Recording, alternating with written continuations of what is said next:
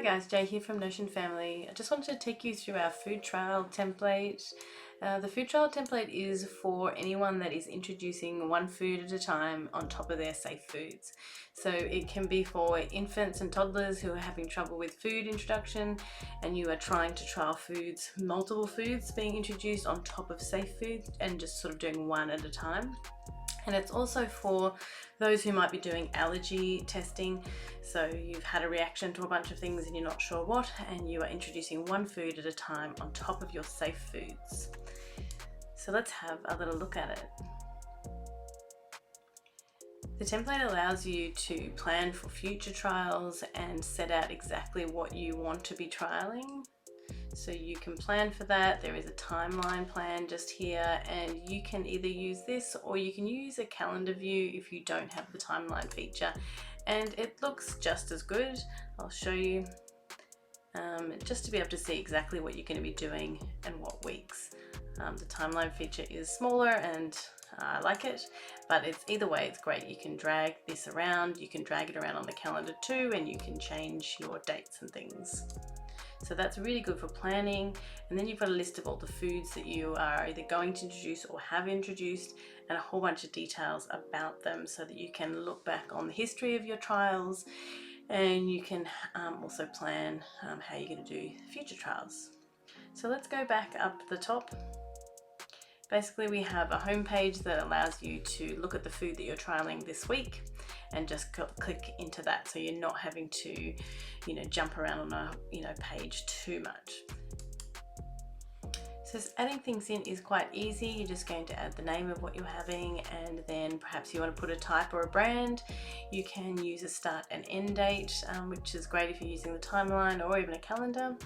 And then you have also been able to give it a status. So you might say that it's currently being trialed, it's a safe food, it's a current trial right now, current retrial, dangerous foods, unsure not trialed, or unsure needs a retrial. So you can add and change this as what you like, but it's good to have a status because then you can always see your safe foods, your dangerous foods, things that and also what's sort of happening with those foods without too much worry. So you basically get a template. You would come in, you would click the template, and this was what you would get, and it would allow you to add in your intake for the day, your bowel motions for the day, any reactions for today, and any contaminations. The contaminations are really great if you have infants or toddlers who are prone to reaching out and grabbing stuff, and you are trialing something all week and it's frustrating but they've picked up something off the ground, so you want to note that they have contaminated that, and it just shows it there so that you can see, hang on, maybe that's what affected that bowel motion or made that reaction. So adding in food is really easy. You are just going to click and you can add in the volume. You're going to leave this knife and fork here. You can say whether it was given purposefully or it was a contamination, and automatically comes up as purposely given. You can add in all these details. Did they like it or not? There's drop down boxes here, tricks and tips. Was it cool or heated? Sometimes that's important for people if they're frying something or they've boiled it or they're giving it a particular way. Any notes you've got, and all your other things that are brought in here. What else have we got here? This accidental food, we'll go through that in a second, but it's basically that you can actually write in the contaminant food that was had in your next template here. So when you go into here, you would just scroll down the bottom, write in, apple, biscuit, whatever it was they ate, and that is what is going to appear here, and it's going to say that they accidentally ate that. So you've got also a reaction section here where you can go in and put the type of the name, what you might have called it, a rash or something, or episode. You can put a type here, and there's lots of drop down boxes that gives you lots of different things and helps you think through what's happening. So time from ingestion, time, how long it lasted, things that your doctor may want to know, the severity, any features and things, and there's lots of different things that you can choose from here. This little box alerts that you lost safe food. Sometimes you have a reaction that is like that's it. They now can't have anything, and you are back to dropping back some of their safe foods. So you really want an alert on that, and so you can click that box to say yes, please don't have that. Then you would certainly probably stop your trial and even change the status of this food to be dangerous until you spoke to your doctor, but that's all things that you can decide. You then also can add in bowel motions, and not everyone wants to add in all of this. This template is great for tracking all of it. So again, the bowel motions allows you to have all sorts of things. You can write the number of the day, which is important. If you're up to number 8, you can keep adding in more motions as well, but it's kind of helpful to see, okay, this is number 7.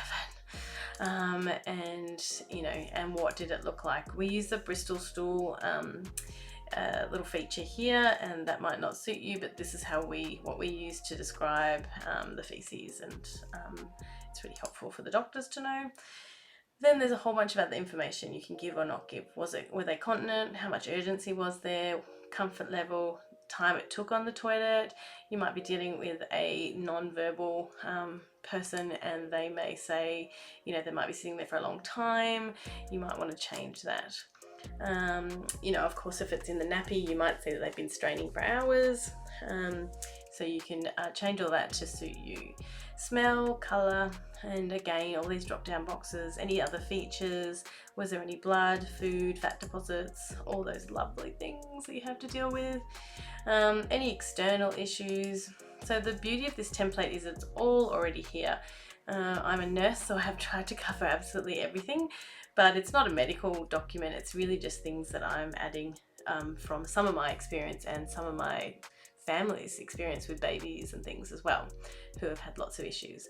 So, you can mark here all the things that might be happening, any action that you took before or after. Some people really like to note if they just had a suppository, did they have to use numbing cream, or anything else for themselves or their child, whoever they're doing it for.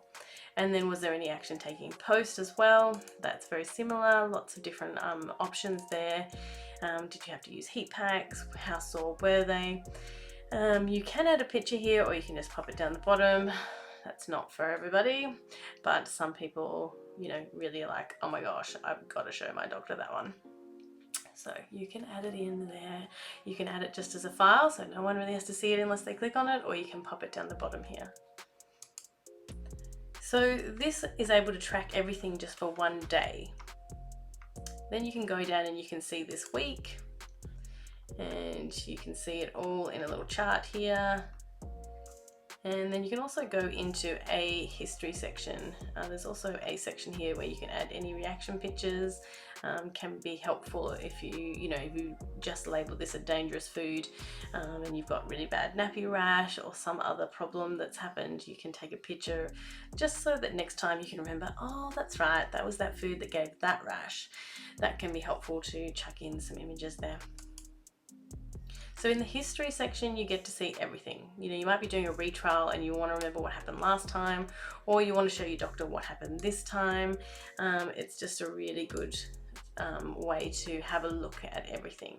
You may not ever look at this section again, but it can be handy, especially for retrials, what happened, and things like that. So that's adding in food. That is for just one food. Oh. Then you can go in and see all sorts of things. So once you give that food a status, you can then work around this to see it. So this could be, this shows you at the moment all your safe foods, but you may want to see another status here too. But I like that you can see all your safe foods there. Especially if you're sharing this database across households, then people can sort of see what's happening and how the trial's going and things like that. Then there's all your dangerous foods. People can see that easily there. And then here's where you can plan all your future trials. You can do that in a few places, but you can just chuck things in here. You don't need to date it, or you can make a little plan. It'll come up on a little calendar here. And that just reminds you, okay, this is what's happening next. Your dietitian or doctor may have given you a list of foods and they want you to try in order. And so you just, I like to pop them all in so I can see what's happening and what trial is next. It helps keep me a little bit motivated to do the next trial. So, which is not always easy. So then you have a overview section here, which you can, that's an overview of everything. So it's all your intake. There's a list here you can see in a table. It's clearly a bit messy and not actually going to be like that. And then again, you can align your calendars up so that you can see all the food that was taken this month and all the bowel actions, and so it can be seen really easily and reviewed. And then there's a section here where it's just going to show you all your foods, and then you can just click on them and go into them if you want to look at particular food. But this status section is probably the most important. You're really going to be able to see what's happening. Okay, this is a current trial, this was trialed and it's no. And you can set this up so you can have all sorts of things. So at the moment we don't have it set up to be able to show your reactions. So let me just see. Yeah, you can add in different reactions and things. You've got your status, so you can do all sorts of things with this and set it up however you want. But I've tried to set it up so that you can really easily share it with the doctor or dietitian. You've also got help videos here, and you know, if you've forgotten something, it's like a little section on how to set it up, but also using your template, adding reactions, and then here just how to share it with your doctor and dietitians. Really easy to share Notion with other people, even just particular like pages, so that when you're in the doctor's office, even from your phone, you can set it up and just say, hey, share this, and make it visible, email them a link, and so they can really just see what's happening. You will blow their mind because they are used to seeing all this on a scrap piece of paper that is really hard to read and really hard to look at. So that is the food trial. Really great for all ages. All of the properties are set up so you know, you can use this template for people who are non-verbal, so maybe they're children or babies, maybe they have a disability, and it can also be for people who are adults and just using it to trial allergies and things like that. So it's great for everyone, and we have used it multiple times in our family, so I hope you get to use it too and that it's helpful. Cheers guys.